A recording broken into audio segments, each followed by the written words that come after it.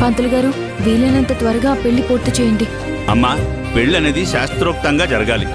మన అవసరాలకు అనుగుణంగా చేసేది పెళ్ళవ్వదు. పెళ్లిలో పూజలు, హోమాలు ఇలాంటివన్నీ పెద్దలు చెప్పిన పద్ధతిలో జరిపిస్తేనే ఆ కార్యక్రమానికి విలువుంటుందమ్మా, ఫలితం కూడా ఉంటుంది.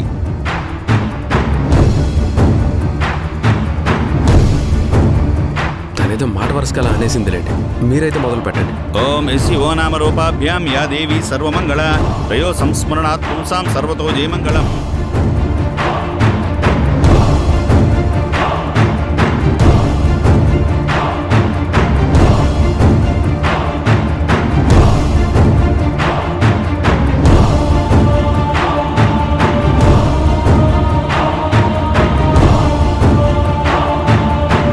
రే మాధవ్, అన్నయ్య ఏమైందిరా? ఎందుకు అలా ఉన్నారు? ఏమైందన్నయ్య? ఏం లేదే. మరేదో హడావుడి పడుతున్నారు, కంగారుగా ఉన్నారు. ఏమైనా ఇబ్బందా? అదేం లేదన్నయ్య, ఎవరికీ తెలియకుండా పెళ్లి జరిపిస్తున్నాం కదా, ఓ చిన్న కంగారు ఉంటుంది కదా. మేమిద్దరం అంటే ప్రేమించి పెళ్లి చేసుకున్నాం, కానీ అది మీ అందరి సమక్షంలోనే చేసుకున్నాం. ఇలా దగ్గరుండి ఏ పెళ్లి జరిపించలేదన్నయ్య, అందుకే చిన్న కంగారుగా ఉంది అంతే. మరి భూమి ఎందుకు అలా ఉంది మాధవ్? గతంలో ఇంట్లో చెప్పకుండా చేసిన పనులకి చాలా ఇబ్బంది పడింది.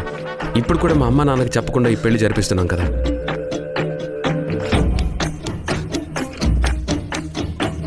మళ్ళీ రేపు ఎప్పుడైనా ఈ విషయం బయటపడితే ఏ ఇబ్బంది వస్తుందో అని మనసులో భయపడుతుంది అంతే.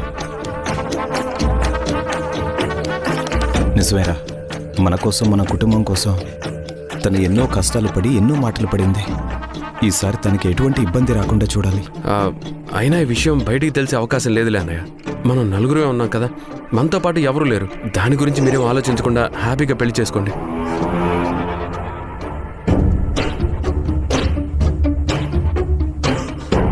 ఓం గణానాన్త్వా గణపతిం హవామహే కవిం కవీనాముపమస్రవస్తమం జ్యేష్ఠరాజం బ్రహ్మణాం బ్రహ్మణస్పత ఆనశృణ్వన్నోతిభిः సేదసాదనం ప్రణో దేవీ సరస్వతీ వాజేభిర్వాజినీవతి. ఏరా, అంతా సవ్యంగా జరిపిస్తున్నావా? అవును బాబాయ్. మొత్తం జరిపిస్తూ ఉండు. ఏదైనా అనుమానం వస్తే నన్ను పిలువు. అలాగే బాబాయ్. సరే కానివ్వు. ఆ గుళ్ళో పెళ్లి జరగబోతోంది, అది పూర్తి చేసి నేను వస్తాను. మా అబ్బాయి చాలా బ్రహ్మాండంగా చేయిస్తాడండి.